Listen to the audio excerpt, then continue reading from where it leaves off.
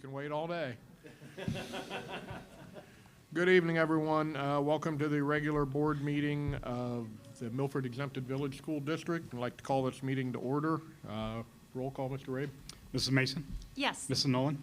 Yes. Mr. Combs? Yes. Mr. Miranda? Here. Let's stand for the Pledge of Allegiance. Pledge allegiance to the flag of the United States of America and to the republic for which it stands, one nation, under God, indivisible, with liberty and justice for all.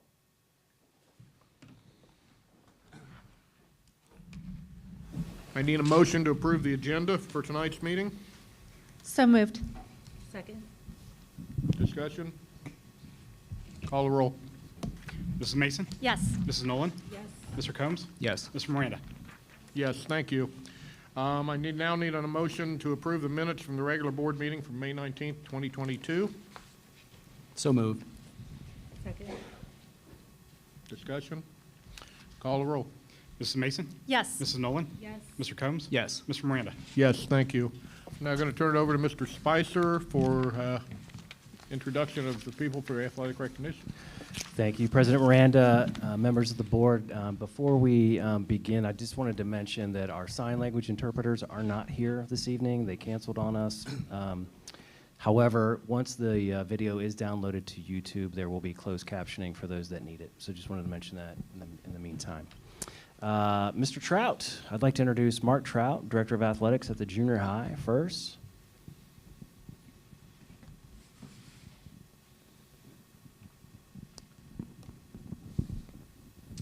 All right, good evening. How's everybody doing? Great. Great, fantastic to be here. Always nice to be here in June. It is super hot. It's almost summertime for everybody getting out, and also we get an opportunity to recognize some athletes that have had fantastic spring seasons. We had a lot of fantastic team accomplishments. We have a lot of great athletes at the junior high coming up to the high school. But tonight we would like to recognize one athlete in particular who represents all of our high-quality athletes at the junior high and had some special achievements. So I'd like to ask Camille Hutzel to come on up. If she would come up with me. Find your way out. There you go. Camille is an 8th grader. Come stand next to me so they can see you. Outstanding. Camille's an 8th grader, so she's heading into 9th grade next year at Milford High School. Camille is an outstanding athlete. She participated in every season in 7th and 8th grade. So she played volleyball in the fall, both 7th and 8th grade. She did sideline and comp cheerleading in the winter, both 7th and 8th grade, and then she did track in both 7th and 8th grade. So 6 letters, if you want to call it that, in junior high, 6 seasons is outstanding. In volleyball, in her 8th grade year, she helped her team finish 14-5 in the regular season. They were 2nd in the ECC, and they were a semifinalist in the championship tournament. On the cheer squad, they had fantastic competition results in the winter. And then most recently, in the spring, in track, she helped the team finish 2nd place at the ECC championship meet. She personally was 2nd in the 200-meter race, the 400-meter race, and the 200-meter hurdles. She set a junior high track and field record in the 200-meter hurdles. We do have school records in the junior high for track and field. She ran a 29.72 at the ECC championship meet, which bested the previous record of 31.54, set in 2018 by a 12th grader in the program, Abby Carnathan, on the MHS track and field squad. So Camille now has the 200-meter hurdle record. She went to the OHSAA junior high state track and field meet. So if you qualify in all of Ohio, you can go compete against the best runners in Ohio. She qualified in 3 events, right, which are the max. You can't qualify in any more than that. And she actually competed in all 3. Now, why that's important is some athletes will choose, even if they qualified more than 1, they will choose to only do 1 so that they can do their best in 1 event and really try to, score the highest they can. She actually, in 1 day, competed in all 3. She did all of them, which is amazing. So her results against the fastest runners in all of Ohio, she was 13th in the 400-meter, she was 18th in the 200-meter, and she was 5th in the 200-meter hurdles, which meant she was on the podium for the 200-meter hurdles in Ohio, in the state of Ohio, which is great. And to top it all off, during the fourth quarter track season, she maintained a 3.83 GPA while she was doing all of this other stuff. So she certainly represents all of our junior high athletes in her accomplishments and in what she does and her performances. I'd like to quickly thank her coaches, her 8th grade coaches in track. All of our coaches kind of work together with all the athletes. But Coach Owen, Dumont, Miller, Floramonte, Towner, and Long. I know it's summertime. I don't think any of them were able to make it tonight. In volleyball, Coach Veach and Coach Carey coached the 8th grade team, and Coach Uline was her cheerleading coach. So, Camille, congratulations. Fantastic job at junior high. I know that if she continues to work hard and do all those things, you will likely see her again being introduced with the high school athletes that are about to be introduced next as well. So congratulations. Thanks, Camille. Appreciate all your hard work. If you don't mind, go ahead and you can shake all their hands.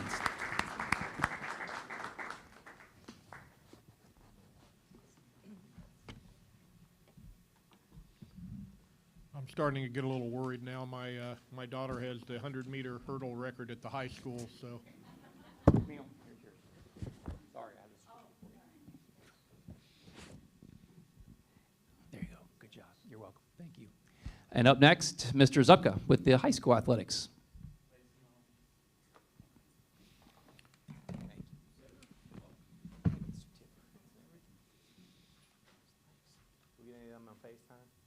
No? Apparently vacation's more important. All right, good evening, everybody. My name is Aaron Zupka, the high school athletic director. It's also, we're going to ride that track bandwagon tonight. So we have 3 phenomenal student athletes here. There's actually 2 more state qualifiers I wish could be here. One is on vacation. Where's she at? Florida. And the other one is working. So it just exemplifies hard work. They're always doing something. But I'm glad that Jade is resting because she deserved it. But there's 5 state qualifiers tonight. That is the most ever in school history. They qualified in 4 events. So I have 3 of them with us today. Emma Kauscher, Meredith Golf, and Macy Bacher here. Jade Vance is not here tonight, and Katie Edgar is not here. But those 5 made the, like I said, the 5 state qualifiers and 4 events, which was the most ever. So I'll just talk briefly about each one. Our 4x4 team, which was Macy, Emma, Kennedy, and Jade. They were ECC champs, district champs, 4th in the region, and 11th in the state, and they set a new school record in the state championship. That shows they were 11th in the state, and they set a school record. That's how competitive it is. 4 minutes, 1 second, 0.15. So pretty remarkable year.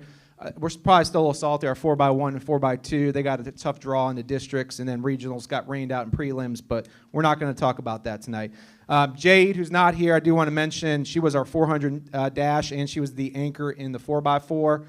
She's going to Ashland University, phenomenal person and student athlete. She was the ECC champ, district champ, 3rd in the region, made the state finals and finished 9th overall in the state with and she set the school record at 57.05, which if you can break a minute, you're doing something. So then we have Miss Meredith Golf. I call her Flash because I think she's the fastest woman around here. She was the ECC champ in 100 in the 200-meter dash. She was the district champ in those events. She was the regional runner-up in both events. The winner of that was the state champion, so from Lakota East. So pretty good competition there. She finished 11th in the 100 dash at state, and then finished 5th in the 200. Was the highest female placer in school history in a running event. And that the previous person was 1999, Jill Miranda, who you may know who that is, maybe, in the 100 hurdles. So what a legacy she's left. She's going to continue her track career at Northern Kentucky.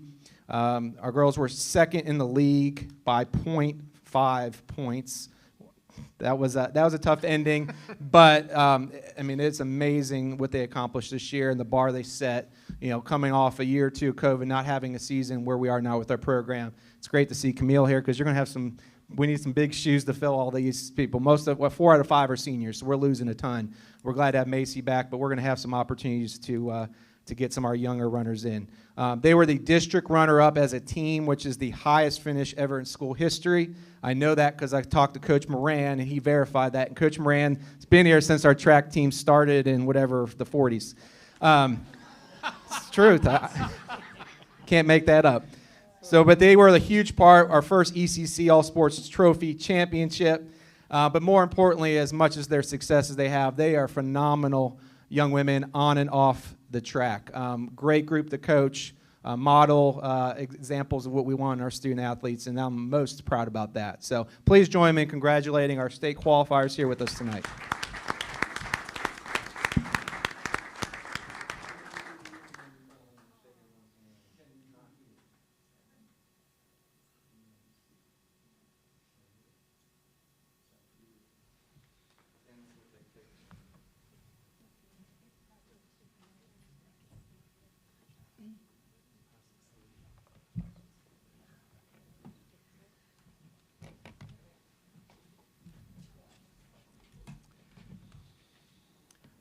I have a quick comment about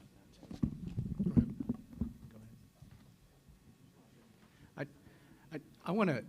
I want to make a quick comment about what I just heard.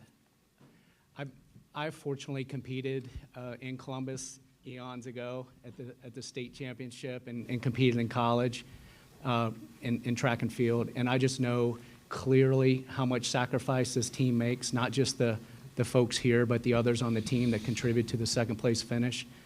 There's a lot of work, and this group epitomizes, I think high school athletics epitomizes the true student athlete.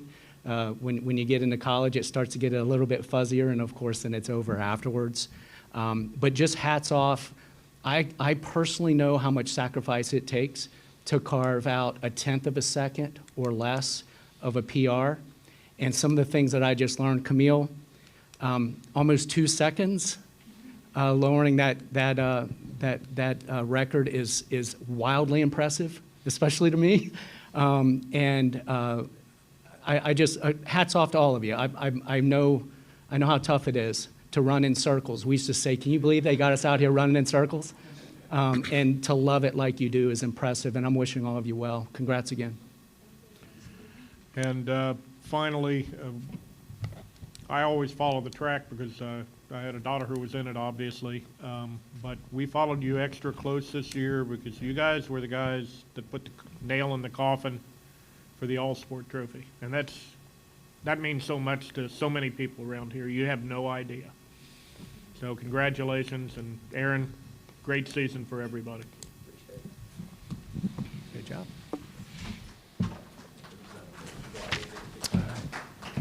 Mom and dads, you can go out with them. Good to see you, Mr. Hutzel. Yes, sir. Good to see you. I think it also goes without saying, members of the board, that Bill Moran, who is officially retired from track, is certainly a legacy. I had the opportunity to coach with him. I had the opportunity to sit with him in the stands as my boys were running track and just listen to him as he would critique them. And he's just an amazing person as well, and he's done a lot for the Milford schools and students and families. So congratulations to Bill Moran as he goes off into track retirement. A legend. A legend. A legend it A is, legend. yeah. I would like to make a few comments before we go into public commentary, certainly for those that are watching, those that are here, and for our board members. This past week, House Bill 99 was passed and signed by the governor. We just want folks to know that the Board of Education is going to take everything into consideration. The decision will not be made lightly. But most importantly, Mr. Johnson and I had already had a meeting scheduled with both Miami Township and the Milford Police Departments and Fire Departments as we routinely discussed safety with them. We had this meeting planned a while back, certainly prior to the events in Texas. And so we're going to meet later this month, have a conversation with them, and then we will bring this information back to our board. We will have an executive session on July 18th to discuss the safety plans, et cetera, with our board members, especially with our newer board members. I think it's important for folks to know that what goes into some of those safety plans, those are not for public consumption for obvious reasons. And so I hope that you'll respect that. And just know that we're going to take a lot of things into account. I don't know that any decision will be made next month or even in August.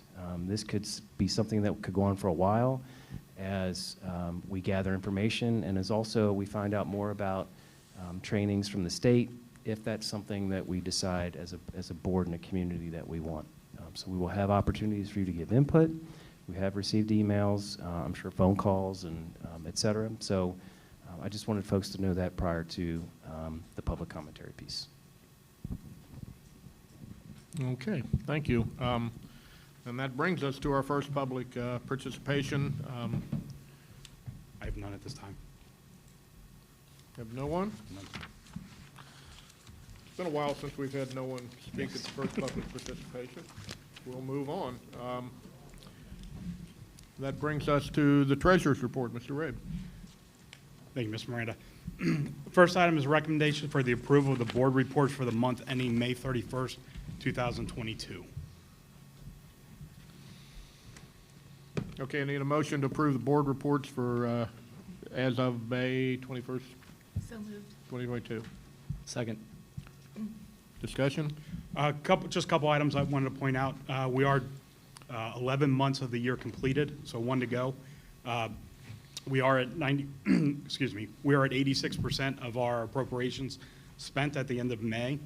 We did receive the TIF payment from Union Township in the month of May, which was just shy of $85,000 over what we received last year. We fully expect to receive Miami Township's TIF payment this month, so that will be reflected in next month's report. Investments, we did make several investments in the month of May. We received a little over $27,000 in interest, $260,000 on the year, and in the bond retirement fund, we received just shy of $6,000 in the month and $16,500 on the year in investments. We do have the one big investment in the bond retirement fund that will mature at the end of July. So all those bond retirement funds are being invested. Obviously, any money we receive on the investments in that fund will go back into the building project. Okay, any other comments from the board? Okay, call the roll. Ms. Mason? Yes. Ms. Nolan? Yes. Mr. Combs? Yes. Mr. Miranda? Yes, thank you. The next item is the approval of temporary appropriations for fiscal year 2023. Okay, we need a motion to approve the temporary appropriations for fiscal year 2023. So moved. Second. Discussion? So these are temporary appropriations for next fiscal year. What we have to do is we have to file a report at the end of the fiscal year, which is June 30th. We file the ending cash balance reports with the county auditor, along with an estimated resources of what we expect that we're going to collect over the next year. Based upon that report, then they file back to us what's referred to as amended certificate. Once we receive the amended certificate, then we can do annual appropriations for the entire year. So if you look at this a temporary appropriation measure, it's only for 3 months of the year, so the numbers are quite small, simply because annual appropriations have to be done by October 1st. So it's the appropriations just basically just to keep us up and running, that we can still make payroll, still pay the bills for those first couple months until we get to the annual appropriation measure. Okay, thank you. Any other discussion? Call a roll. Mrs. Mason? Yes. Mrs. Nolan? Yes. Mr. Combs? Yes. Mr. Miranda? Yes, thank you. Thank you. Next item is the approval of the final appropriations for fiscal year 2022. Okay, need a motion to approve the final appropriations for fiscal year 2022. So moved. Second. Discussion? Obviously, since we're at the end of the fiscal year, we need to adjust a lot of our federal funds, mainly because our federal funds, even though they begin in July, they actually run through the end of September. So what we have to do is we have to adjust those appropriations to what we actually anticipate spending in the fiscal year versus the full length of the grant. So we adjusted quite a few of those.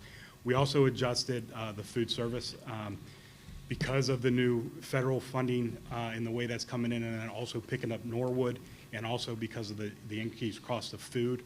We didn't have any type of clear picture of what Norwood was going to generate, not only from them, but also from what we were going to receive from the federal government.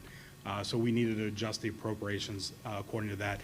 We're probably $2.5 million more in revenues than what we typically would have gotten in a normal year. Obviously, some of that is related to Norwood, but obviously some of it's related to the federal program of the free breakfast and the free lunches. And that money that we are positive on can only be spent back on the food services, correct? Correct. It has to go back into the food service program because it's considered federal USDA money. Okay. Any other comments?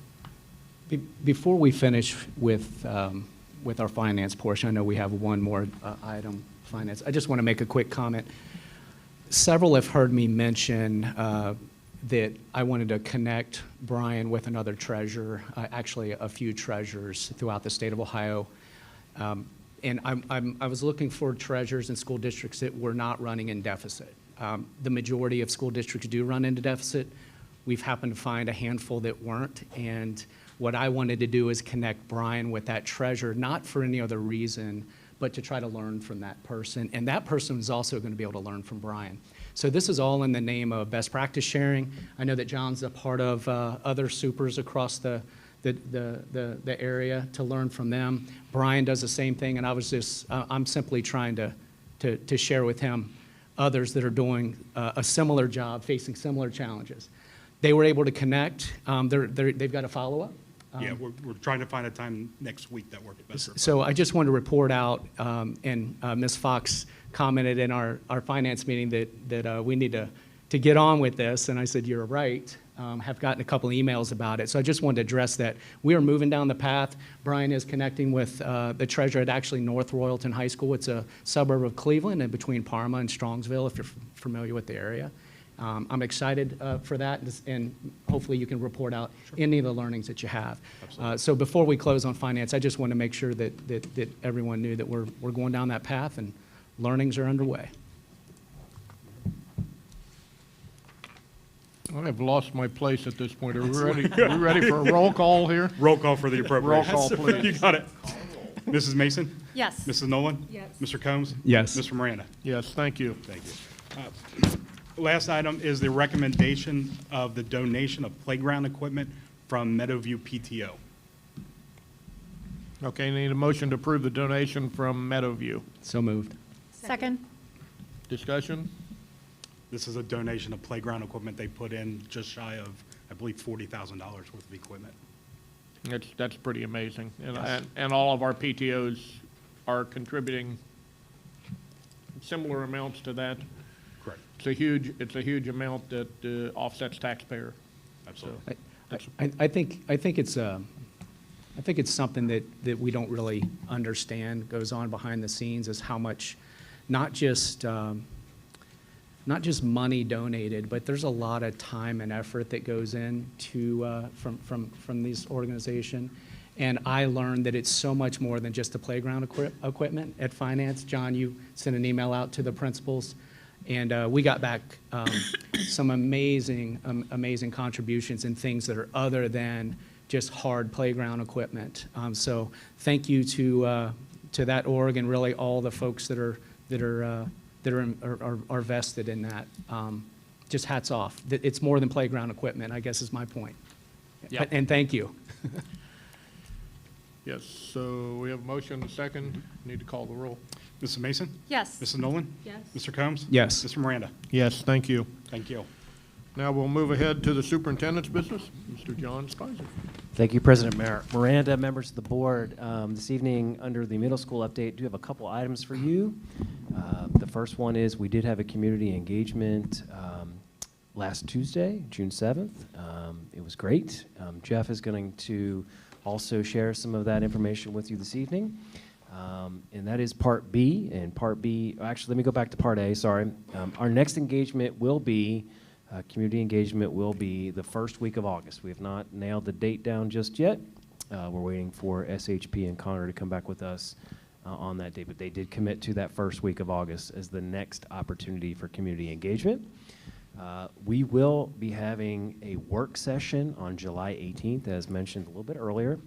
The July 18th work session will be to discuss the future of the Robbins building, the weight room, and then potentially the auditorium facility assessment and recommendations. So I have Jeff Johnson here today to talk a little bit about the middle school and the update. And then I've got Mr. Kaufman, Josh Kaufman is here as well to talk about the auditorium piece as well. So we've got 2 parts to B. So I'm going to turn it over to Jeff Johnson. Thank you, Mr. Spicer, members of the board. We met with SHP and Conger on June 7th. Got a little bit of an update on the design process and kind of where we're at. So what you see in the lower, and this is really awkward, so I apologize, but what you see in the lower left-hand corner is a small snippet of what's called program of requirements. So based on enrollment, we come up with how many classrooms, how big the gym is, all those kind of things, all the parts and pieces that go into a school, kind of how big are they and what are they. And so we've had some discussions of what those spaces would look like. So SHP kind of came to us with an initial, and this is still 30,000 feet. So, you know, don't panic if you see something that you think is kind of weird and whatnot. You know, even in the meeting, we gave a lot of feedback on some changes that we want to make. Mrs. Getz and I just had conversations today about some new things that have bubbled up that we've talked about. So this is part of the process, and it's very much a process. So understand that what you guys see here today, I won't say probably won't be exactly what the middle school. I'll guarantee you it will not be exactly what you see in the middle school. It's that early on in the process. So we looked at, this is the academic wing you're kind of seeing. We looked at the number of classrooms, grouping them into teams. ELA is extended learning area. SGR is small group room. We've got resource room. CR is classroom. There will be a courtyard. It will not be round. I can promise you that. Building a round courtyard is pretty expensive. It's not very efficient. It may be a diamond shaped. It may be octagon shaped, but it'll be straight edges just from an efficiency standpoint. Flow from the academic wing into the other area would go up. That's kind of that red arrow you see. So just kind of getting an idea of what this floor plan might look like. 3-story academic wing with the footprint, and I'll show you kind of a layout with the amount of square footage we've got and the footprint of our campus really requires a 3-story academic wing. So mostly mimic each other. The second, third floor, or the first and second floor would be identical to each other. The third floor with 6th graders has a little bit different academic programming, if you will. So that science lab, because they've got a different science program, don't need quite the same kind of space. So you would see that actually says an outdoor balcony. We've actually even talked about doing like a living roof that might be on that space. There's a lot of different options and opportunities there, but there would not be a classroom in that corner on the 3rd floor like there would be on 1st and 2nd. So this shows you a little bit of kind of what the whole building would look like. So 1st floor includes your gymnasiums, your office area, cafeteria, those kind of things, again with the academic wing. 2nd floor, there's some like elective spaces. Art is in that area we're kind of looking at. In the original design they brought to us, they had the academy on the 2nd floor. One of the first things we recognized is that academy really needs its separate entrance, which putting on the 2nd floor kind of makes that impossible. So we talked about, hey, we need to bring that down to the 1st floor, shuffling some spaces around.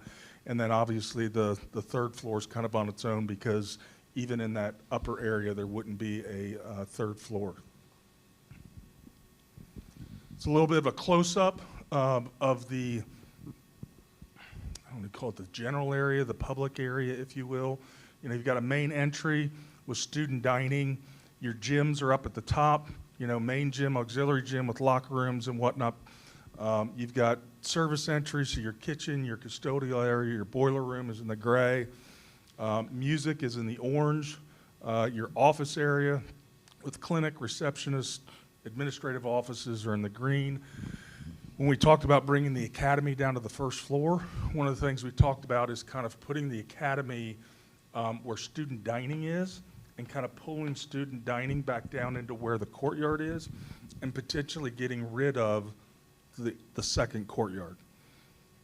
I don't know if that, we may still have a 2nd courtyard, we may not, but that's kind of what we're looking at, and those were kind of some of the discussions that we had in this area of the building.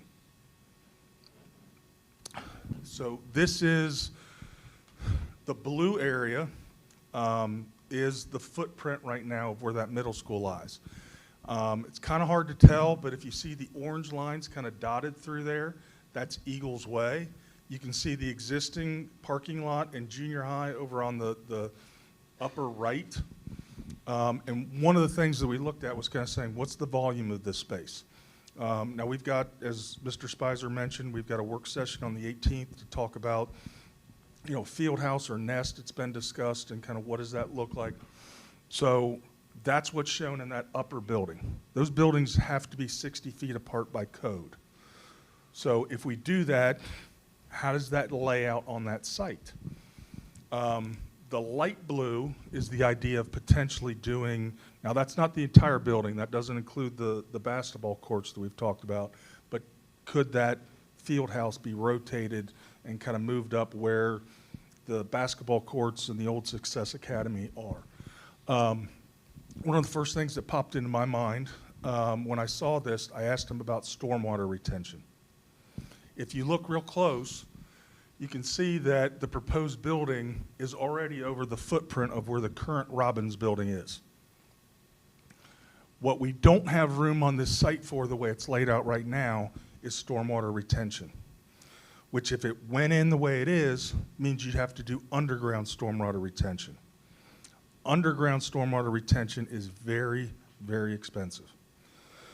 So if we, and the site slopes as you're looking at it from right to left. So the stormwater retention really needs to be on the west side of the property, just to follow the natural flow of what we've got on that site, which means that building probably has to move a little bit to the east, which then further encroaches on the Robbins building and the weight room. As it sits today, I'm not saying that's a guarantee and then there's not something we can work around, but that's kind of the way it's laying out right now. So that's it's a challenge. It's not, I wouldn't say a concern, but it is a challenge and something that we're working through. If anybody's walked on campus this week, Kleiningers has had their surveyors out there all week working on building this up. We're soon going to do some soil borings and kind of see what we've got there. But that's kind of where we're sitting today. They're still working on it. You know, they're trying to reincorporate some of the changes that we talked about when we met with them a couple of weeks ago. And then if Steve, you want to go on forward. This is kind of a close-up of that whole building, and again, also showing, you know, where the potential field house and what we've talked about in the past might sit and might look like. And then, again, these are very preliminary ideas on how we reroute that traffic. You know, you will notice that we're looking at a potential roundabout to keep traffic flowing, so it's not a stop and go. Bus traffic in what would be the current teacher lot behind the high school. This one shows Eagles Way lining up with Emily Drive. There's some challenges and some concerns I've got with that, so I don't know that that's really going to happen. We obviously can't put that in until the current junior high is demolished. I don't know that we've got enough time in the summer to demolish the junior high and do all that work and be ready to go in August. Another concern I have with where the bus layout is shown on this plan is the way that's really laid out. That means buses go out 131. There's really not a good, efficient way to get buses out of that lot to Wolf Pen. And right now, ODOT's still telling us we can't have a light at 131. I can't have buses that take 30 to 40 minutes to get out of the campus. We can't do that and get them to the elementary schools and everything else. So that's a concern, a challenge that we'll be working on. So that's kind of where we're at. We've got meetings set up with SHP next week to continue the process, and you know, we'll continue to update the board both in committee meetings as well as in the community, both in community meetings, committee meetings, and board meetings, and then obviously the community engagement meeting the first week of August that Mr. Spicer mentioned. So we're moving. It's summer, but we're still working. Are there any questions for Jeff or me? No questions, just Jeff, thank you for all the time you're putting in this. You know what, I don't know if a lot of people understand, and you know it was one of the things I brought up when we started talking about the field house, because that's an additional cost for the community that's outside of the bond. And I think it's important for us to talk about it because this isn't something that we're just haphazardly throwing in. This is something we're being very, very careful with. And this work session on the 18th is to understand some of the preliminary work you've done here is to understand, is it feasible? Because right now, that Robbins building cannot exist in our current layout. We've got to find some way, somehow, to build something similar because we can't carve around it, is what I've learned this past week. And I just want to make sure that everyone understands that over the next 60 days, we're really, really digging in to figure out how to salvage and or keep our costs absolutely as low as possible and still have a site that's going to work. Because as it exists today, the new building cannot go in where, as the Robbins building sits today. And that's what I learned. And that was a tough pill to swallow, actually, just to be candid. So looking forward to the July 18th session and all the work you're putting in with the construction management group and the architects. And the community engagement is important. So if you have questions, please, let's show up in August. And we will probably have vetted a lot of the options by then. But come in and learn more. And that's my comment. Thank you.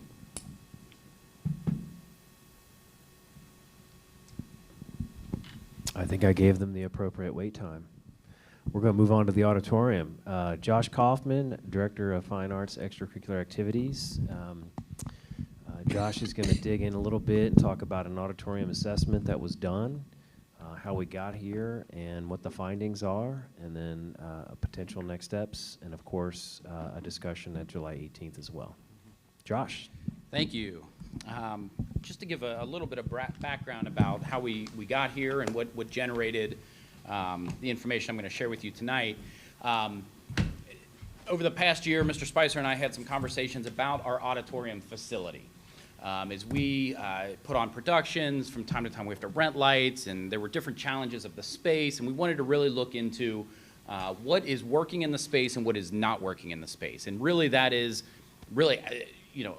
very technical conversation that, I could certainly say, oh, there's things I don't like about the space, but to actually speak to what works and what doesn't work is really kind of outside of any of our expertises.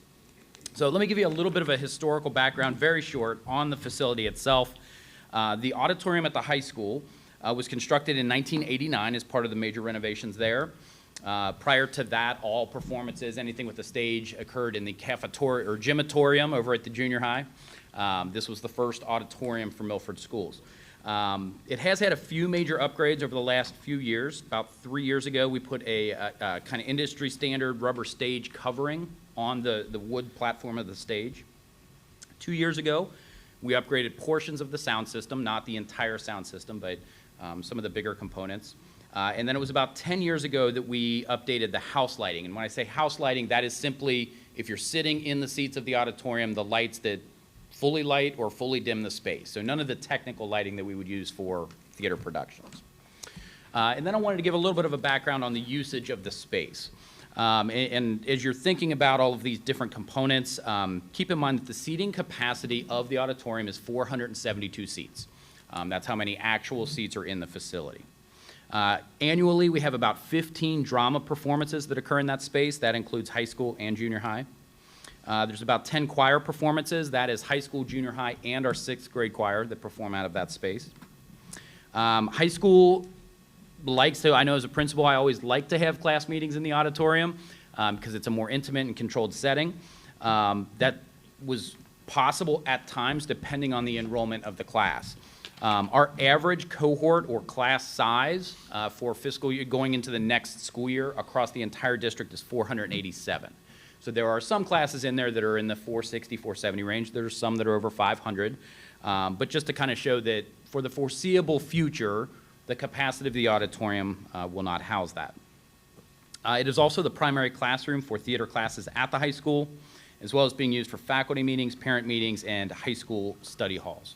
at the study halls at the high school. So what we did was back on April 22nd, we had a company, Harvey Marshall Berlin and Associates, who is one of the leaders in auditorium assessment and design, theater assessment and design. They have an office here in Cincinnati. We're very fortunate. Their other office is in New York City. So they do a lot of consulting on Broadway-type theaters.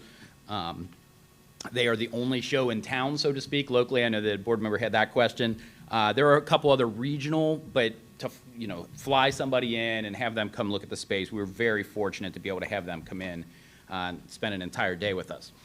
So the goal of the assessment was to identify the necessary repairs, upgrades, and improvements to position that facility to function for the foreseeable future and to detail a plan to accomplish that. The reality is that auditorium needs to function for our students and for our district for the foreseeable future, so we need to make it work for that. The assessment came back and it addressed 8 major categories. I won't read these all to you because we're going to go through just very briefly each of them, but 8 major categories that needed to be addressed. The first was stage rigging systems.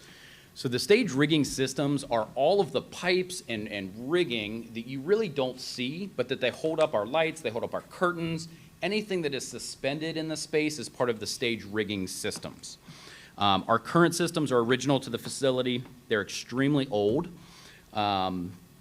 for typical life. According to the assessor that completed the assessment, they're in need of immediate attention. He described them as a priority item and also described those systems as being beyond their serviceable life. So should they break or should something happen to them, we're very limited in what we can do to repair or keep them in service. That is the most pressing area that came out of the assessment. The second area is stage lighting systems. Our current fixtures, many of them are original. There are a couple new pieces, like the house lighting that I mentioned, but for the most part, original. Some do not function properly. Typically for almost every production, we rent, sometimes it's just one lighting fixture, sometimes it's multiple depending on the production, because the system just isn't necessarily built or wasn't fitted out with lighting that meets the needs of today's theater.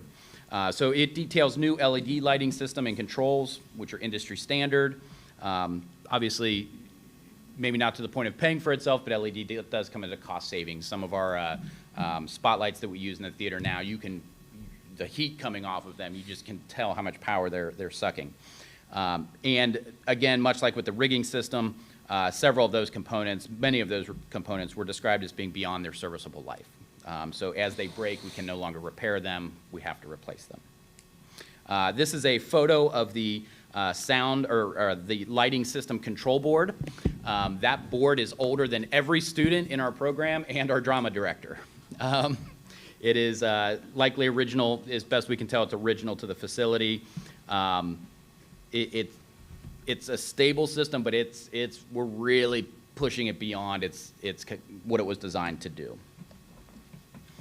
The AV systems, just briefly, this has to do more with the sound systems in the facility. We did upgrade some of those systems, some of the more expensive parts, honestly, a few years ago. But our current microphone system is not consistent. We have no monitor system, so if you're in theater, typically if you're backstage waiting for a cue, you would have a monitor that you could hear or see what was happening on stage so that you knew your cue.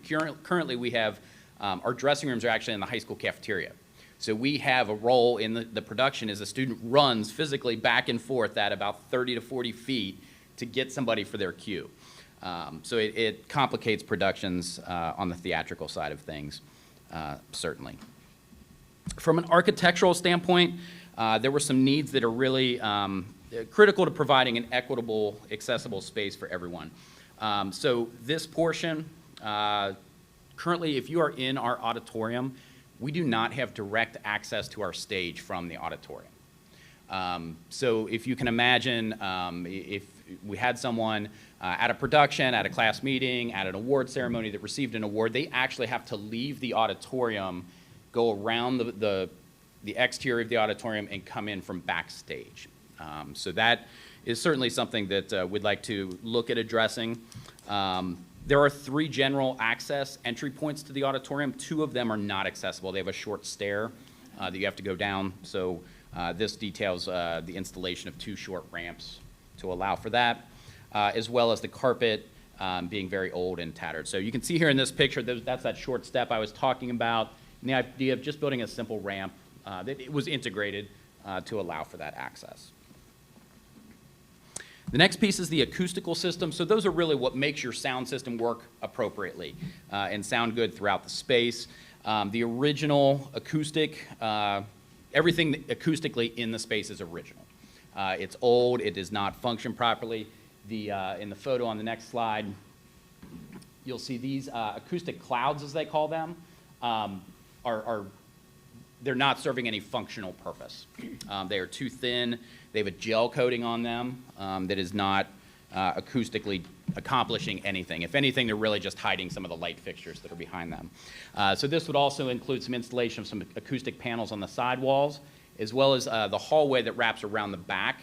It actually has fabric walls that they need to be replaced. You can imagine 30 years of high school students rubbing their arms as they walk past them. The next piece is an interesting piece. I mentioned, and I kind of led off with the capacity of the facility being a challenge. 472 seats doesn't necessarily meet the needs that we would like it to. So the stage itself is actually, and if you want to jump to the next slide, Steve, that'd be great. The stage itself is actually far larger than a typical stage. The original design of the facility had the stage stopping right where this green line was, or is. Everything in front of this green line and inside the curved wall is an orchestra pit. We believe, that was in the original design, was for that to be an orchestra pit. And we believe for some reason, none of us were around, before the facility even opened, that was decked over. So it's actually got steel decking on it, and it's got a thin concrete pad here, but you can go underneath there. There's like a 3-foot crawl space that encompasses this entire space. So one of the things in the assessment would be removing the decking, eliminating this curved wall, and basically bringing the front of stage back to this green line, which would be an appropriate sized stage for a high school theater. In doing that, what it would also do was it would allow for several rows, approximately 50, somewhere in the neighborhood of 50 to 70 removable seats that could go into that space. So that immediately increases the capacity of the facility to 525, 550, somewhere in that ballpark. But it also provides us the opportunity to down the road have an orchestra. Because with those removable seats, we could put an orchestra in here. Our set design students could build a knee wall here to replicate that current wall and do that, as well as some creative things. We were talking about, if you saw Little Mermaid, it was a wonderful production. And if you think about the scene where Prince Eric washes up on the pier, they could actually build off the stage a pier coming out into the stage with some seating around it. So we wouldn't have to lose this stage space because we could always recreate it with our scene design students. But we could capture that additional seating. Theater seating itself, the seats are original to the facility, so they are 32 years old. While we have 472 seats, we consider a sellout for our theater productions around 450. And the reason for that is we can count on anywhere from 10 to 20 seats not working on a given night. Somebody sits in them and they break, the padding isn't good, they're in a great state of disrepair. On the photo you can see this seat is not pushed down, it won't go up. It is stuck in that position. You can kind of tell how the padding, it's showing 32 years of wear. The light box on the side is broken and non-functional. These seats are in really rough shape. They're in really rough shape. It would also provide for wheelchair seating. So right now we have no designated handicap seating in the facility. It was not designed with it. So we make the best as we can when we do have individuals that show up for our performances to make sure that they have a great experience, but certainly it's an opportunity for us to do better. The next set would be electrical systems. It is what it sounds like. It's integrating all of the electric. Over the last 33 years in that facility, as things have been removed, replaced, changed, there's been a lot of patchwork done that would be addressed through this as well. And then the final costs, which you will see in the full report, are what are referred to as conceptual project construction cost and project soft cost. that includes things like the actual construction, labor, the design, permits, building code, bidding, all of those kind of soft cost things that go into any kind of work like this. So when you look at the entire package, just in full transparency, these are those individual categories that I went over with you. And when you include all of these and those soft costs and those project construction costs, the total projected cost in 2022 dollars is a little over $2.6 million, which is certainly nothing to sneeze at. Far cheaper than a new facility, but it's not, you know, it's not something that we're all carrying around in our wallet. I come to you to share this fully recognizing that there is a big investment that has to be made if we're going to address some of these things. When the plan was presented to us, we asked them to present it as though it was a 10-year project. Not that we would take 10 years, but what could that look like if we took 10 years? So they did, and they laid it out in what we would do in year 1 through year 10, each of those years. So I just wanted to present to you just a little bit of information as you consider or think about how to address some of the areas that came out in the assessment. The cost is roughly $2.6 million in today's money. So if we went with a comprehensive approach, essentially if the will of the board was to just do this, to just take care of it all at once, it'd be $2.6 million. Over 10 years, it's unlikely that those costs would remain at $2.6 million. For example, we're still kind of comparing and getting an updated quote, but we did get an individual bid estimate last spring on just addressing the lighting, and that price versus the costs that are in here has almost doubled just in the last 12 months. So that is something to consider. Systems integration when you're talking about a facility like this is incredibly important. It's important that the lights talk to the sound and all of it works together. If you do it all at once, that's designed together, it's designed to work together. If you do it over 10 years, there's potential modifications or changes that could have to be made. If you address the lights in year 1 and the sound in year 5, those systems there may need to be some bridges or some changes to make those systems talk. And then another thing to consider is the displacement of our programs. Anything we do to this space is going to likely result in displacement to our programs. A comprehensive approach really would mean about a full year of displacement in taking our shows kind of on the road, which could provide some really neat opportunities for our students to perform at professional theaters or community theaters in the area. 10-year plan is going to also involve some displacement, but it could be a show a year, possibly 2 over that period of time. So some things to consider, and then next steps is just gaining clarity on the safety of the rigging. We have asked Berling, that did the assessment, to provide to us kind of a current state of the rigging. I mentioned that they identified it as a priority and something that should be addressed immediately. We want to know what that means to them. Does that mean immediately in the next month? Does that mean immediately in the next 12 months? And is there maybe a short-term fix that we could provide to create some time to consider the rest of the plan? We're waiting, the gentleman that put the report together is on vacation, so we're waiting to hear back from him. In discussing it further at the July 18th work session, certainly we can provide some opportunities to get into the space and see that, and then ultimately determining scope, timeline, and a funding approach, should it be the will of the board to pursue aspects of this. So that is the information. I tried to keep it detailed but brief. I know it's a lot, but certainly if there are any questions, I'm happy to do my best to field those. I think you did a good job summarizing sort of all the things that we talked about at the committee meeting. And as Jerry mentioned, the Robbins building being a tough pill to swallow, well, this would be the second tough pill. But as we look over from 1989 to now, how or why some things weren't maintained or up to date, the reality is some of this needs, all of it needs to be addressed. Mm-hmm. And then you compare, and without going into details, I mean, we talked at committee generally, the cost savings of doing it all together versus when you start splitting it up and then you've got to duplicate some, move the seats in for out and then do electric and then put them back in, and you just start duplicating some things. And so I guess we'll talk about more. And I also suggested if anyone wants a tour of the Happy to. theater? Maybe we Call can Josh. Yes, I'd be happy post to, a yeah. meeting Or whatever, Yes. if anyone wants to see Yeah, the no, actual I'd really be happy state of to, it. because I do think, and one of the reasons I presented those different uses of the facility at the beginning is, people's only interaction with the facility is as they've used it. And a lot of people, I think, believe that it exists purely for our drama program. And while they are the highest and most frequent user of the program, there are a lot of uses of that space that I think maybe people don't realize, or, and because of that, they might not go into that facility.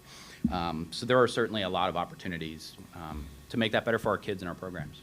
So people should contact you? Yes, Josh absolutely. Kaufman, Email if they me. wanna Yep. see it. Yep. Email me, and I'd be happy to take you over, give you a personal tour. So, don't- oh, sorry. go ahead, Emily.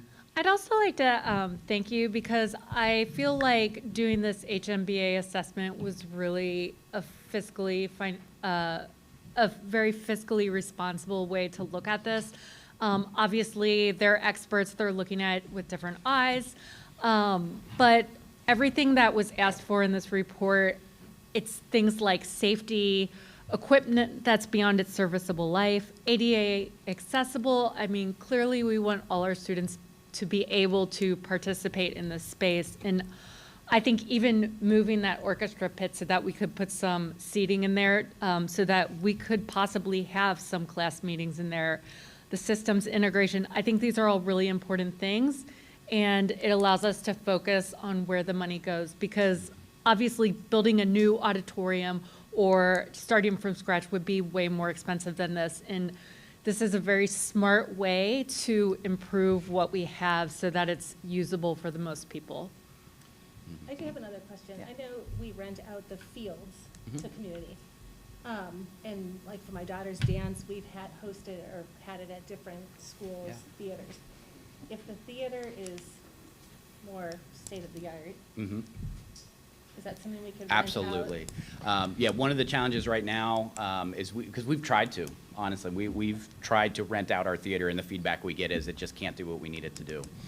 So whether it's Milford Youth Theater, different dance programs throughout the area, there are a lot of different opportunities to potentially, could I tell you that would offset the total cost of this? I'm not going to be so foolish to say that, but absolutely. I think that, if the facility can serve more purposes, then it's going to invite more people in. Quick question.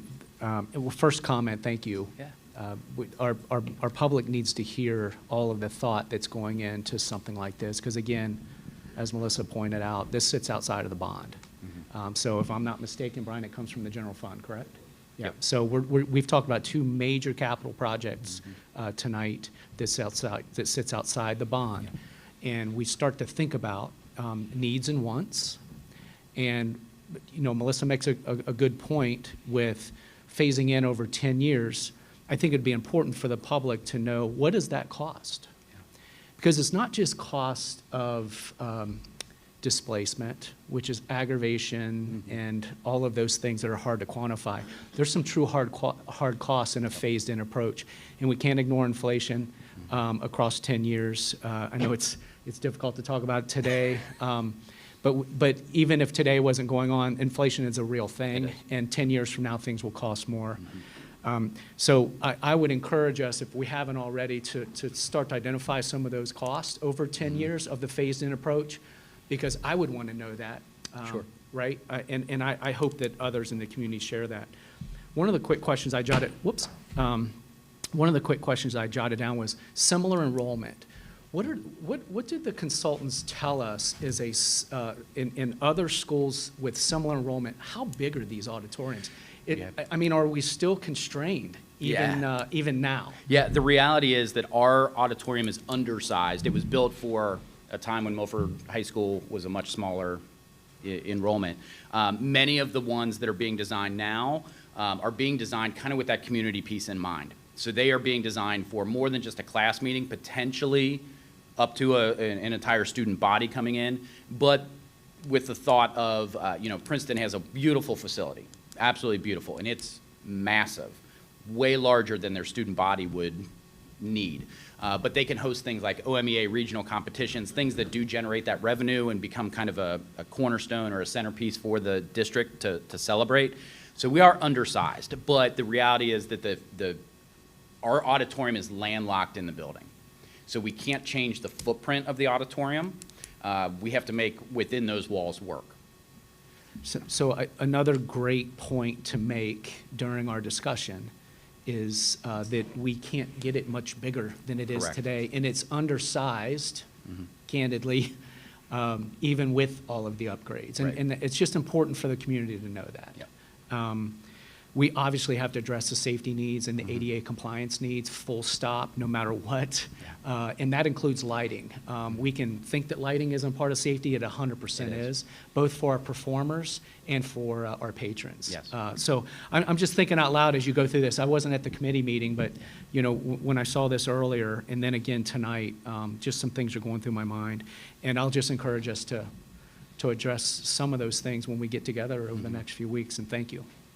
Yeah, we did have, with the 2019 bond that did not go, I think this was around $5 million, if I remember correctly.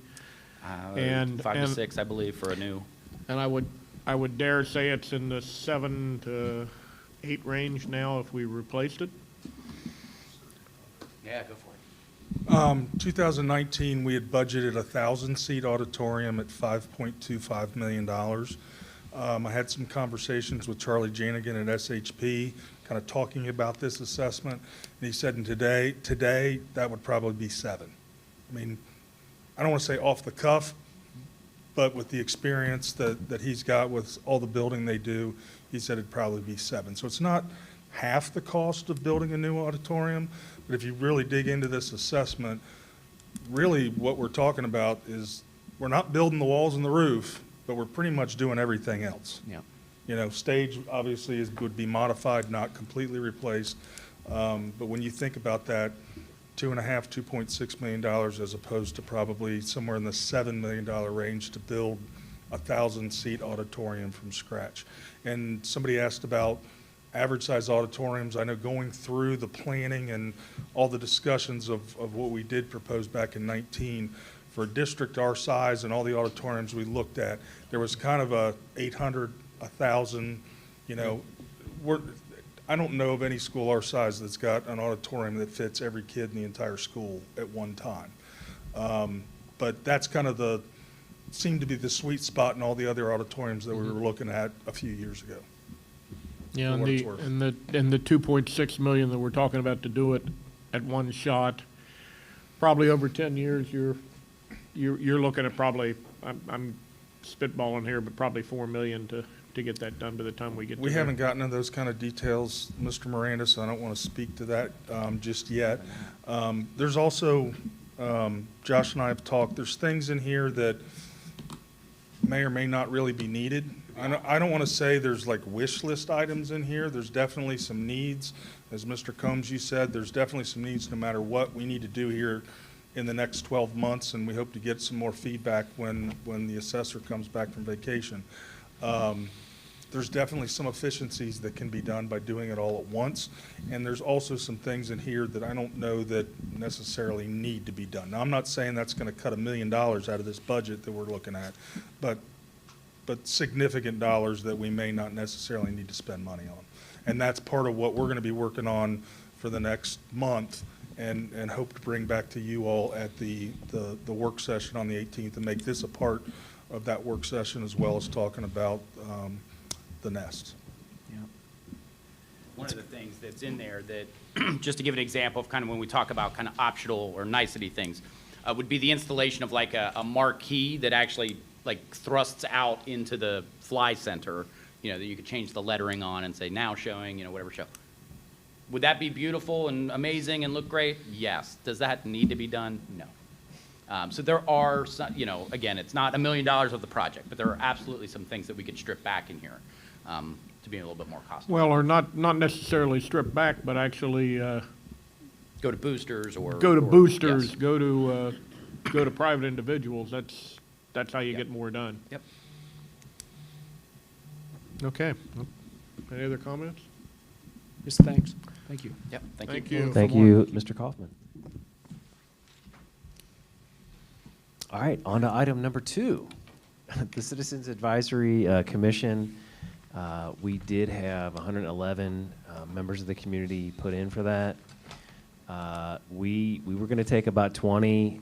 We decided to offer 25 slots to community members, asking for some to be a one-year commitment so that we could have some turnover, and then some with a 2-year commitment. And so once we get that list finalized, we'll publish it. We'll get it out to everyone. The plan is to have the first meeting on August 31st. That'll be the first meeting, and all meetings will take place the last Wednesday of the month at 6 p.m. So more information on that to come.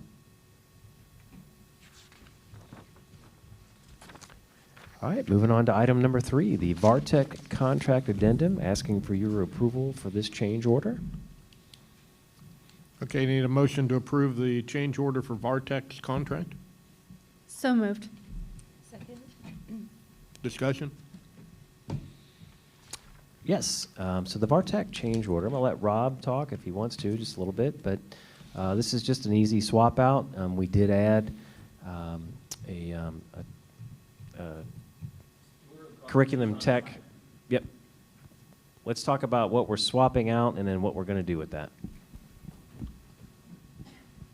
Okay. So what we're doing is we've asked, VARTEC was great. We've asked them to make an amendment, a change to their contract to remove one of the pieces we paid for. It's like a $69,000 component in that contract. And it's for one of our classroom technology coaches. We have 3 of them in the district under that contract. There's been a lot of turnover, which is okay. It's part of that industry. So we're keeping 2 of them in the contract, but we're wanting to fill one of them with our own staff members so that we have them all year long and we don't have to worry about an unexpected resignation in, say, September or October. Especially with the Power School lift, it's nice to have one of those coaches that we can really have help specialize with me in the Power School world. So that's really it. And VARTEC was great about it. They understood and they appreciated the chance to even talk about it. VARTEC's been a great partner along the way, and we've reached out to them within 12 hours. They were back to us and agreed to the change order. We think financially we can make this an even swap for us. We talked openly in committee about how this would help us by having teacher on assignment. And it provides us some flexibility that we currently don't have.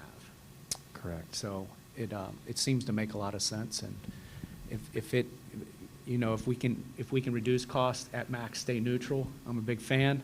If you can't tell, so yeah, thanks, Rob. Well, and they have people who are not that VARTEC. I mean, Steve is ours. We pretend he's VARTEC, but Steve's one of us. But to have somebody who's been with us and understands everything that we do and our resources and it can help out a lot. Yeah. And you haven't really even spoken to the fact that there is turnover in those positions when they're not us. What I would say is VARTEC provided us an opportunity and a service at a time that we really needed it. In 2020 and 2021, when things really shifted inside of our world, they shifted with it and created this component that was available to us to help support our staff and our kids during this digital kind of push around COVID. So, but in addition to that, now that that has eased, it does seem as though there's been a bit of a shift in being able to get people to work to do that job consistently. They tend to learn something, get some skills, and go somewhere else to use those skills and probably make a lot more money. So this gives us a chance to have our own person for at least a piece of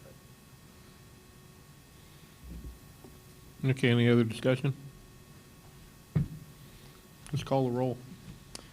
Mrs. Mason? Yes. Mrs. Nolan? Yes? Mr. Combs? Yes. Mr. Miranda? Yes, thank you.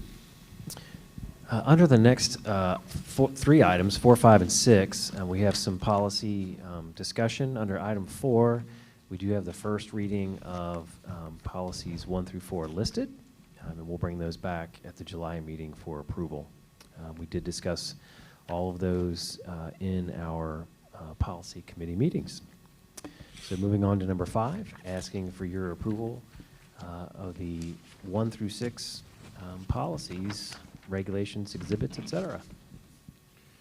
Need a motion to approve the 6 policies as listed in your agenda. So moved. Second? Discussion?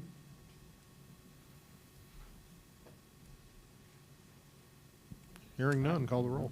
Mrs. Mason? Yes. Mrs. Nolan? Yes. Mr. Combs? Yes. Mr. Miranda? Yes, thank you.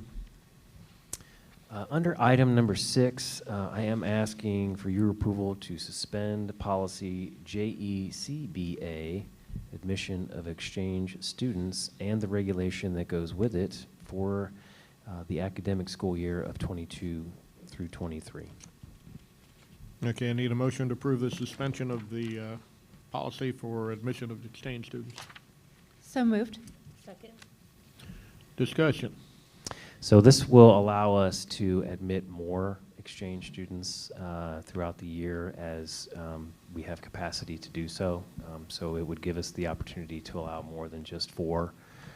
So I'm appreciative of the opportunity to present this to you so that we could get more exposure to our students and to students from around the world here at Milford.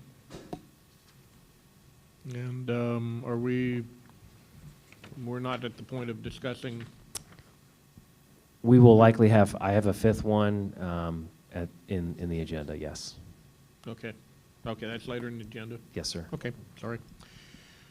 Okay, any other discussion? Call roll. Mrs. Mason? Yes. Mrs. Nolan? Yes. Mr. Combs? Yes. Mr. Miranda? Yes, thank you.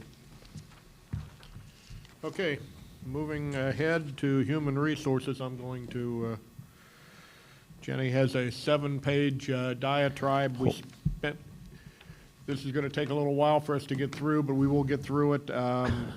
In the human resources meeting last week at personnel, we spent well over 2 hours going through all these items, one at a time, so we all understood what was being done. So. All right, thank you, President Miranda, members of the board. I'm going to ask for some approvals first, and then we'll turn it over to Jenny under item number 1, administrative personnel approvals. We are asking your approval for items A through D. Okay, I need a motion to approve the administrative personnel moves. So moved. Second. Discussion?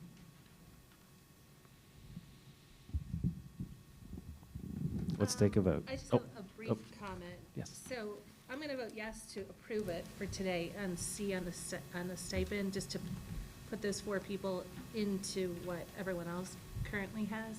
But I think that one thing I would like to look at is our the stipends, personal cell phone use, and how that compares to what other similar districts are doing as far as what are other districts spending per month, who all is getting a stipend and stuff, so. Absolutely. I know that Jeff probably has some of that done, but probably not quite up to date, but we can get the cell phone stipends. We'll get you a comparison of Southwest Ohio. Absolutely. Any other discussion? Call the roll. Mrs. Mason? Yes. Mrs. Nolan? Yes. Mr. Combs? Yes. Mr. Miranda? Yes, thank you.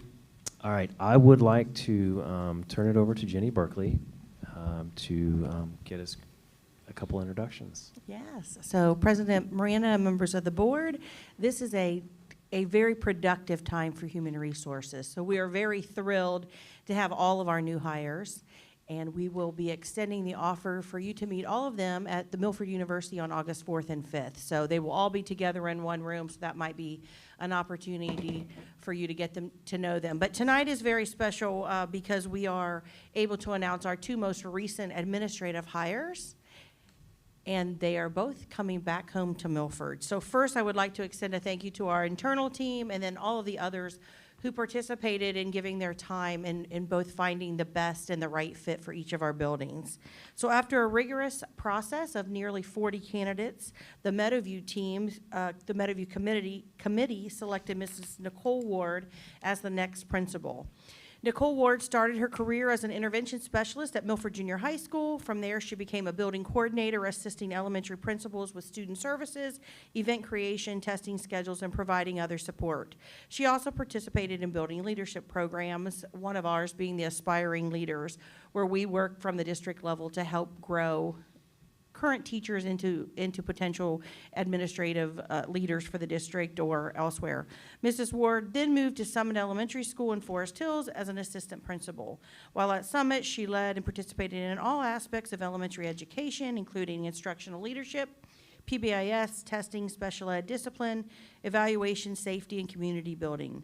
We are overwhelmingly, the interview committee was overwhelmingly positive about the experience she brought and her enthusiasm to become their next principal.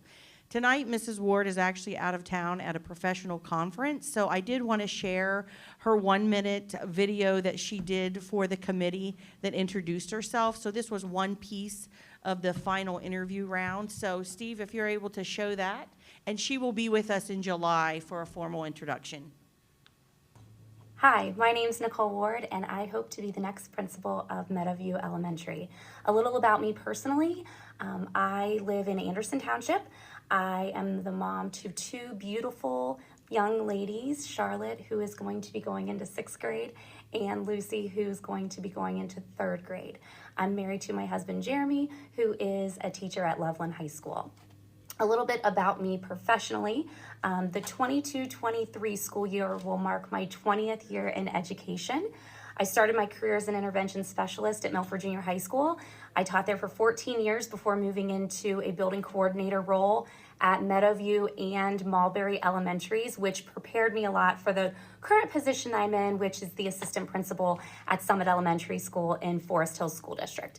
I've been there for 4 years, and I have learned a ton, but I'm not done learning yet.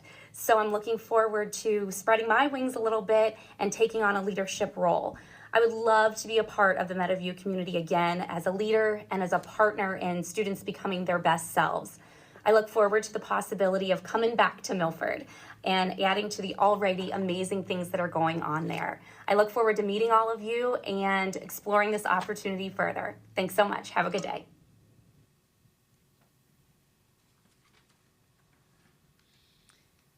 And secondly, Milford Junior High School welcomes back Mr. Shane Ferguson. So come on up, Shane. We are excited for him to join Principal Getz and Mr. Wells to solidify a strong and experienced administrative team. Shane is a Milford alumni and taught at Milford Junior High School for 14 years. He switched to administration and became an assistant principal at Milford High School for 3 years. And then last year, he left and moved into the role of a principal at Reading Senior High School and was excited to come back. So Shane's going to say a couple of words here. Thank you very much.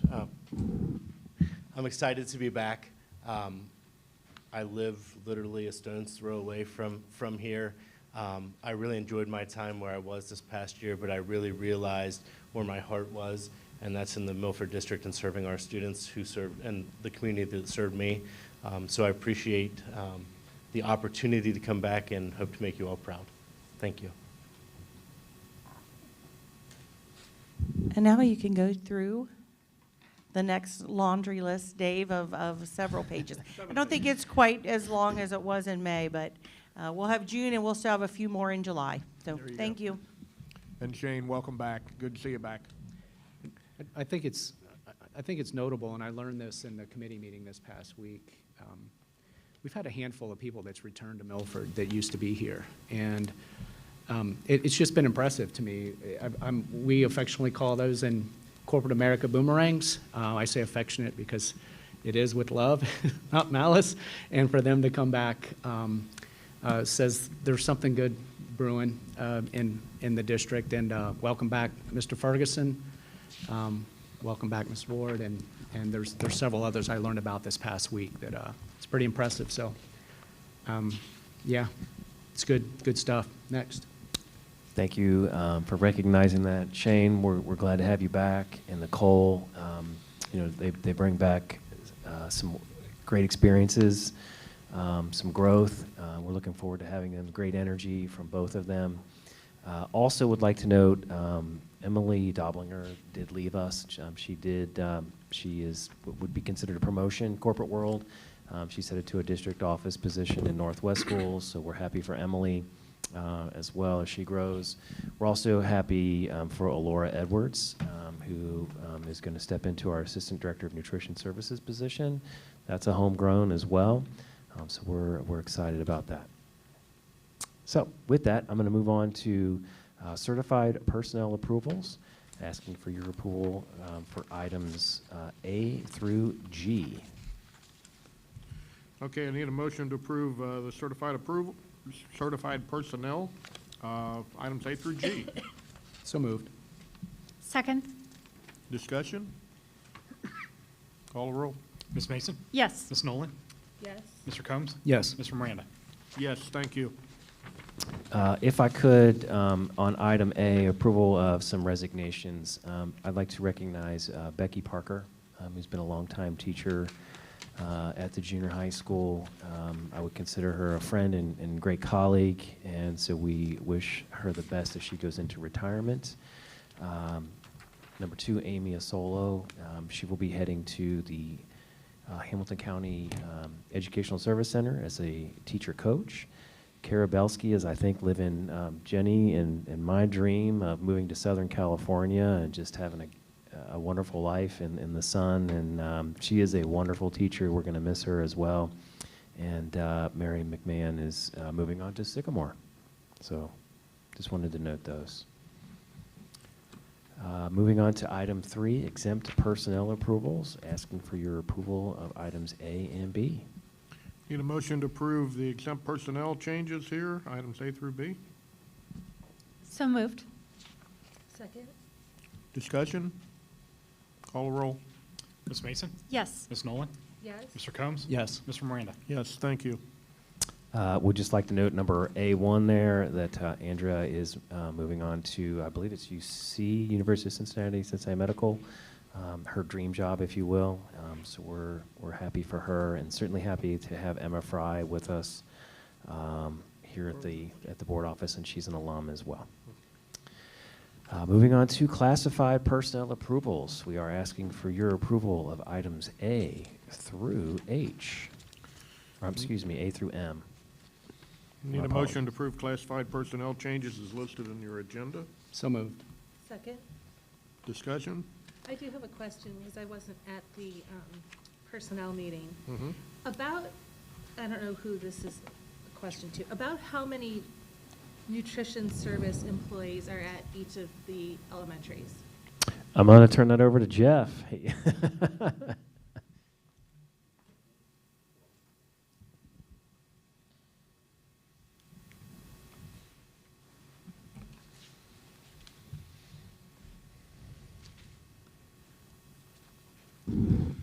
One of the things about having a fantastic food service administration is I don't have to get into those weeds all the time, so I don't have a perfect answer for you.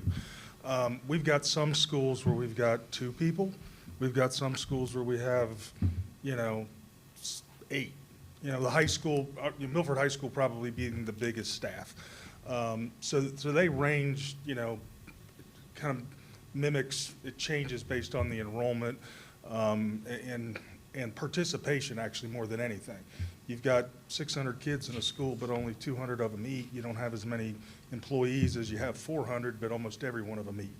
So one of the things that makes our food service program successful from a financial perspective is we constantly take a look at those participation versus labor hours and how many people do we need, how many hours are we putting into it.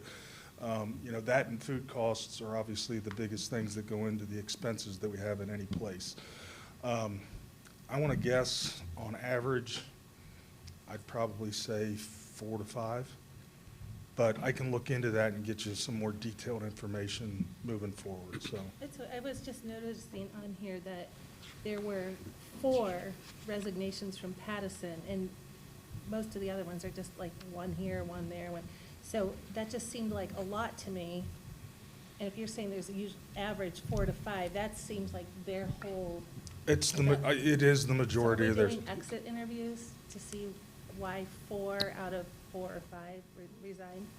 We have not done exit interviews on classified staff. This is our first year that we're onboarding just a certified to go work on human capital. And if I'm not mistaken, several of those resignations came in after school was over, So it's kind of hard sometimes to get them back. If you would like specifics about that Pattison, I would ask that you reach out to Jenny and we not talk about it here in Yeah. specifics. Okay, it Yes. seemed like a lot from one school.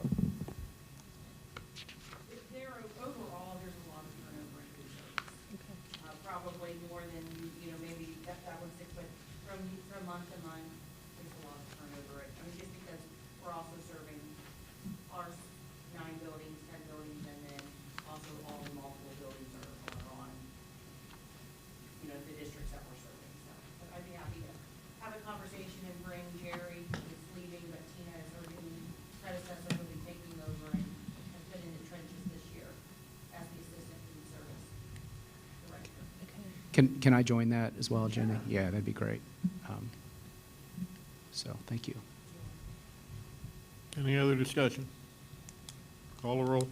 Mrs. Mason? Yes. Mrs. Nolan? Yes. Mr. Combs? Yes. Mr. Miranda? Yes, thank you. Under number 5, supplemental personnel approvals, asking for your approval of items A through E. Okay, I need a motion to approve the supplemental personnel changes as listed in your agenda. So moved. Second? Discussion? Call the roll. Mrs. Mason? Yes. Mrs. Nolan? Yes. Mr. Combs? Yes. Mr. Miranda? Yes, thank you. Under item number 6, unpaid leave of absence, asking for your approval of item A. Need a motion to approve the unpaid leave of absences as listed here. So moved. Second? Discussion? Call the roll. Mrs. Mason? Yes. Mrs. Nolan? Yes. Mr. Combs? Yes. Mr. Miranda? Yes, thank you. Moving on to curriculum and instruction, Superintendent John Spicer. Thank you, President Miranda. Members of the board, asking for your approval in item G1 to purchase the Amplify ELA for grades 6 through 8 in the English Language Arts.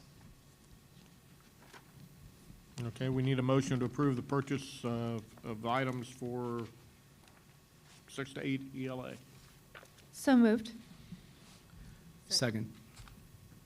Discussion? Call the roll. Mrs. Mason? Yes. Mrs. Nolan? Yes. Mr. Combs? Yes. Mr. Miranda? Yes, thank you.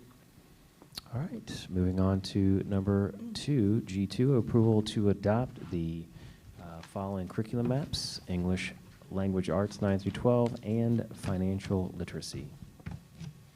Okay, need a motion to approve the adoption of the ELA 9 through 12 and the financial literacy section. So moved. Second? Discussion?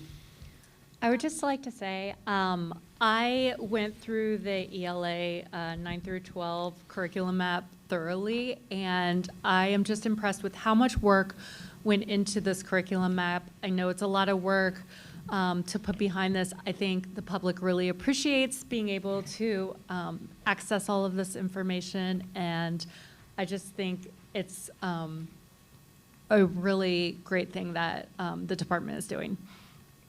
So I just want to piggyback on Emily and say the same thing. Thank you to Paul and whoever Paul is, and the English department for incorporating a lot of feedback and new ideas and lots of choices. And it's all online, so people have lots of time to review it and look over it. When I met with Paul and we went over the 9 through 12 maps, one of the things I had asked is because everyone's got a different hot button, so to speak. And Paul had, is he here? I don't see him. Oh, there you are, I see you. It's okay, I didn't see you.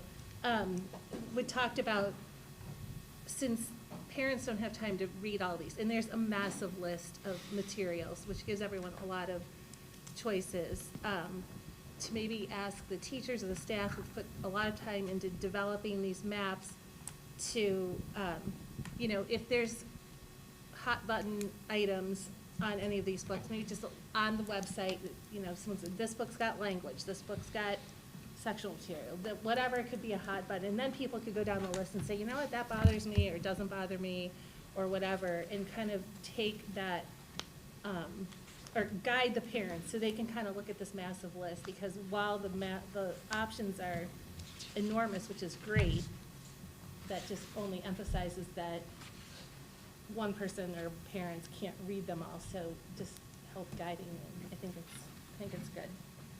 So thank you. Yes, first I would like to say that this work is the teachers. They did this work independently.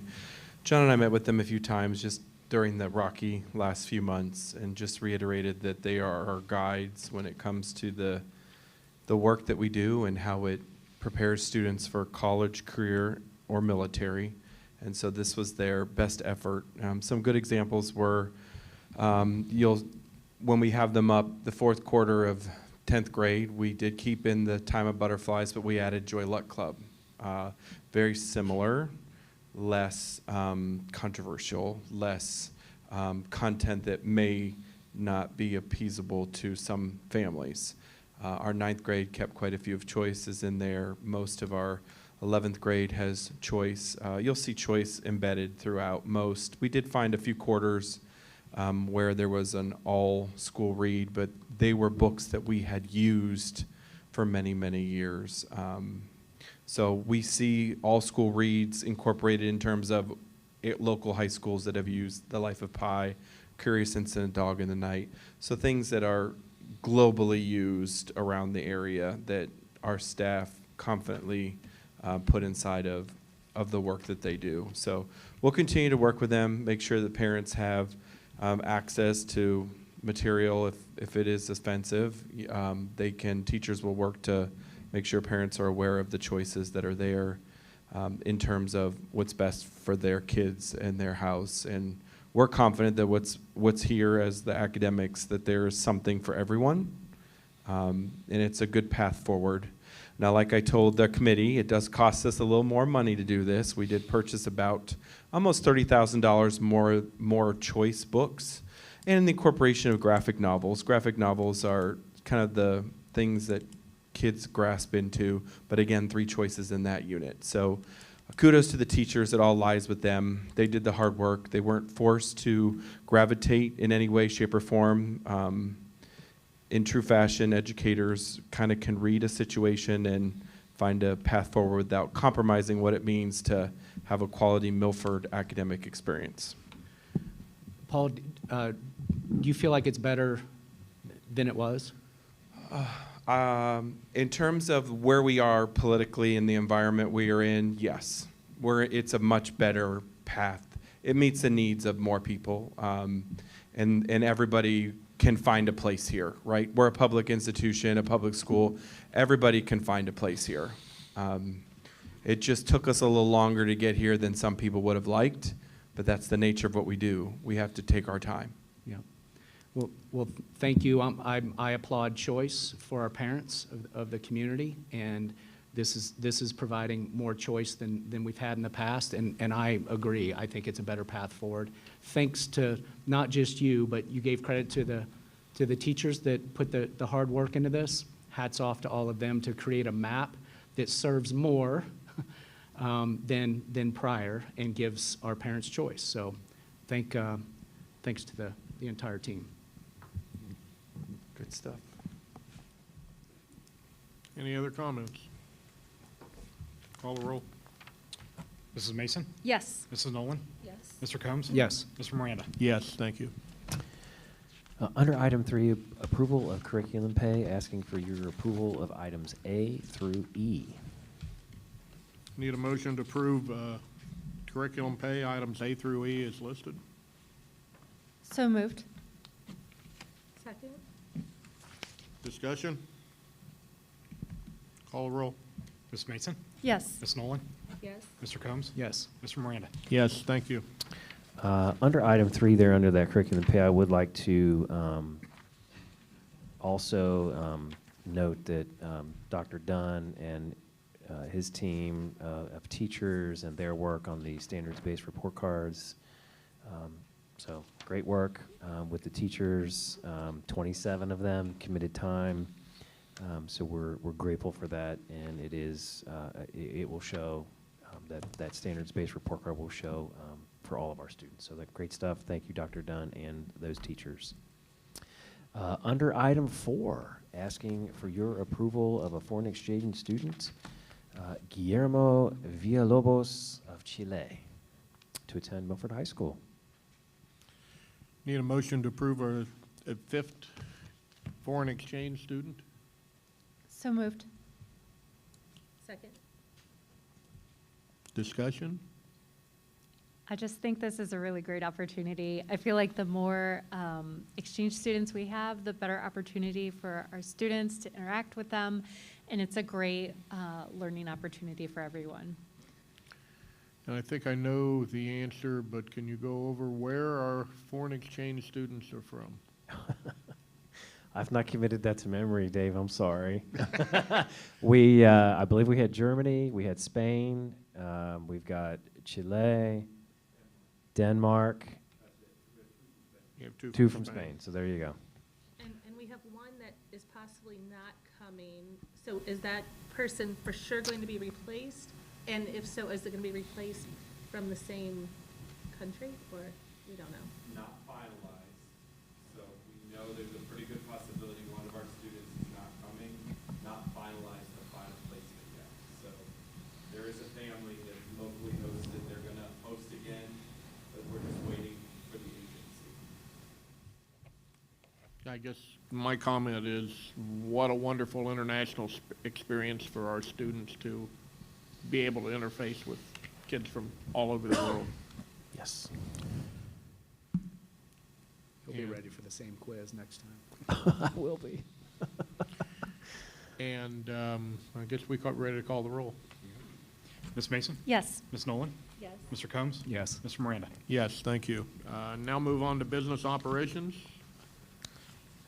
Thank you, President Miranda, members of the board. Under item 1, the Peterman contract approval, we are asking for your approval of this new contract with Peterman Transportation. Need an approval of the Peterson, or need a motion to approve the Peterson transportation contract. So moved. Second. Discussion? Jeff, you want to speak about the specifics, but this was the only vendor that did put a bid in. And I think Jeff will talk about it, but it's very favorable for us, this contract. So we were very pleased with it. Just some highlights. You know, we pay per route per day is the way the pricing sheet lays out. There is a 0% increase on the route per day from this current year. There's a 3% escalator per year on a 5-year contract. Peterman has proposed, and obviously we agreed to, $150,000 donation to the district in each year of the contract. That will go into the general fund. Obviously, if routes increase because of, you know, added riders or different things, obviously our costs could go up. So I'm not guaranteeing that our transportation costs won't go up, but the per route per day cost is going to stay the same and then go up 3%. Peterman works with us every year, looking hard at the routing and making sure we're as efficient as we can be. We've got a 3-tier system. And again, we continue to look at that with their routing software and some of their routing experts to make sure we're being as efficient as we can.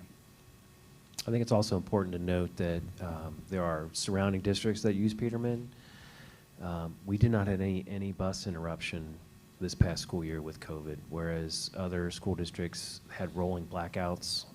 So you had to wake up and maybe your route was canceled and you had to get a ride to school. I think that Judd Phillips, who is the director over there, has been great to work with, certainly from my perspective as a superintendent. And so I think we're very happy with this contract. And Jeff, if I remember right, the $150,000 that we will be getting annually from them, correct?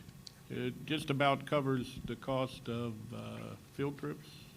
It's well in excess of what our average cost of field trips have been. So if there are any increases in that, we're still covered for that for the next 5 years, and There- that's on them, kind of. We went the original proposal was kind of tied to field trips, but Mr. Rabe and I talked about it, and I went and kind of discussed it with Peterman, and we felt like the easiest thing to do is just write us a check for $150,000, and then we'll deposit it in the general fund, and that's obviously going to, add to essentially the revenues of the district every year. Mm-hmm. And that's another way we can enhance the experience of our students as we go down the line here. So. And Jeff, you've told me many, many times how much you applaud Peterman's service with our district. And that's rare in a monopoly, just to be candid. So they have a monopoly. They're the only ones that bid. They won the bid, and they still work very, very well with us. And I can tell you as a parent in this district, making a handful of calls over the years, our garage was phenomenal at following up on requests from very simple things that others may not deem very important, and they treated it very, very seriously. So again, as a monopoly, I'm shocked that they work so well with us, and I think some of that has to do with you. So. Well, I appreciate that. I mean, they've been a great partner. I think they had a sneaky suspicion they might be the only bidder, and we still got a 0% increase from this year moving forward. So I think that speaks to their commitment to the partnership that we have and to our community and our district. Mm-hmm. They're not perfect, no vendor is. I mean, I'm not perfect, none of us in here are perfect, but they really put forth good effort to provide that service to our families. And I am confident that as an outside vendor, there are some other outside vendors who provide school transportation in the area, but my belief in, and I think my fellow business managers in the area who also outsource transportation would echo that you're going to get the best service out of Peterman. So we were pleased that they gave us a good competitive proposal. Rare, odd, all of the above. Thank you. So, if I remember correctly, we're ready for a roll call? Correct. Call the roll. Mrs. Mason? Yes. Mrs. Nolan? Yes. Mr. Combs? Yes. Mr. Miranda? Yes, thank you. Okay, that brings us to our second public participation. We have no one. I have none. A rare evening. The next regular board meeting of the Milford Exempted Village School District Board of Education is July 21st, 2022, in this room, 6 o'clock. And the next, we have a special board meeting on July 18th for a variety of topics.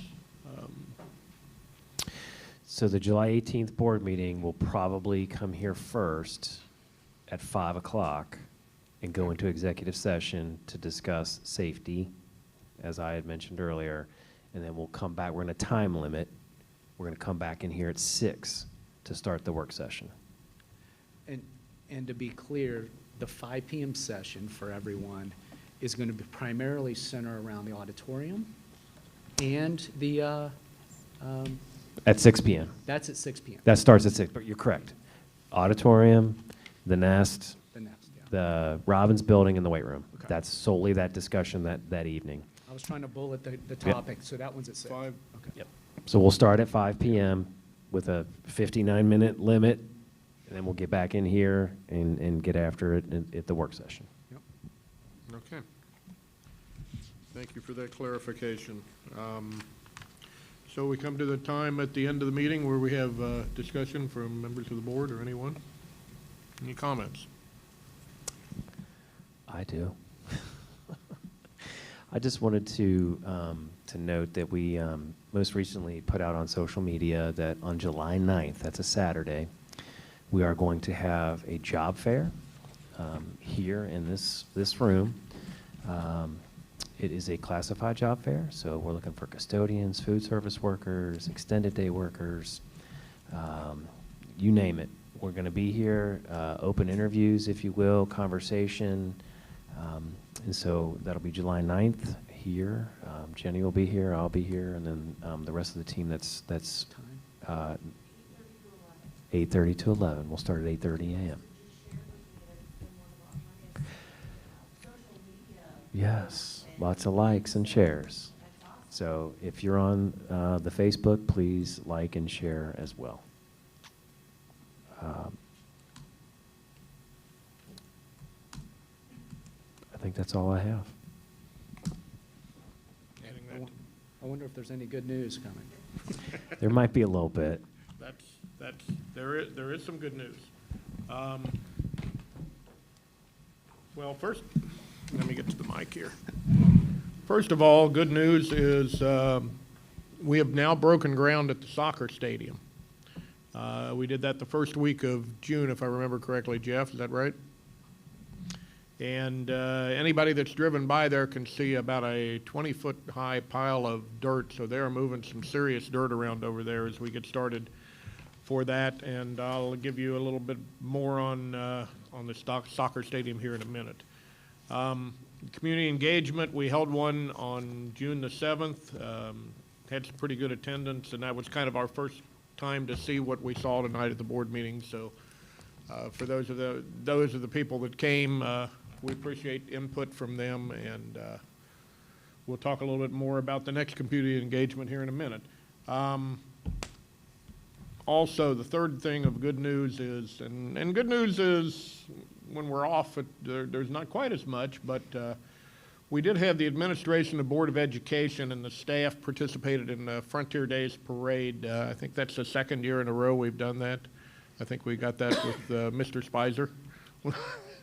He enjoys running the road and passing out candy, as do most of our staff and our board members. So the good time was had by everybody there, and that was one of the best attended Frontier Days parades I can remember in the last probably 20 years. So that was all good, and we were out there and we were a part of it. Dates to remember, we just said the classified job fair on July the 9th, 8:30 in the morning till 11. We've got a board work session we talked about on July 18th. We're going to have an executive session at 5, and the regular session will be probably 6 to 9, I'm guessing. Another community engagement meeting coming up the first week of August when we finalize the date with SHP and Conger. We'll make that published, and that will go out very similar to how we announce our board meetings and agendas and things like that. Soccer stadium, finished a thought on that. August the 12th, 2022, we're doing the dedication of the soccer stadium, so it needs to be done by then. And we will have some people from the Bengals out here and some other dignitaries, I'm sure, to christen that and get that off on the right foot, and it's going to be a great facility, and it's going to be a real blessing to this district. Now we start moving into the next year. The Milford Exempted Village School District Staff Convocation will take place on August the 15th. I'm assuming that's going to be the morning, although we will see. We have to get a time and a location set up yet, I believe. We're not divulging that just yet, the time and location. So scratch that. Say that again. Are we talking about convocation? Yes. Yes, we have a convocation. The date is correct, but I'm not giving out time and location just yet. Okay, that's a secret. Secret right now. 2 days after that, on August the 17th of 2022, is the first day of the next year of your students' lives. So the 2022-2023 school year starts on August the 17th. Milford High School Marching Band will be holding a Milford Marching Showcase where they're going to bring in several, I guess, large to medium-sized bands, and it's not going to be scored. You're going to be judges there that are going to offer suggestions and comments, but it's not going to be a first place, second place type thing. It's just a chance for the bands to get some early feedback on the routines as they build them at the start of the year, and that is on August the 27th. And the last thing that I have is a Citizens Advisory Commission. The first meeting is scheduled for August the 31st. Time and location to be announced. It'll be in here at 6 p.m. Okay, good enough. That is all I have. Does anybody else have any parting comments? Thanks. Hearing none, I need a motion for adjournment. So moved. I'm going to assume no discussion, so call the roll. Mrs. Mason? Yes. Mrs. Nolan? Yep. Mr. Combs? Yes. Mr. Miranda? Yes, thank you.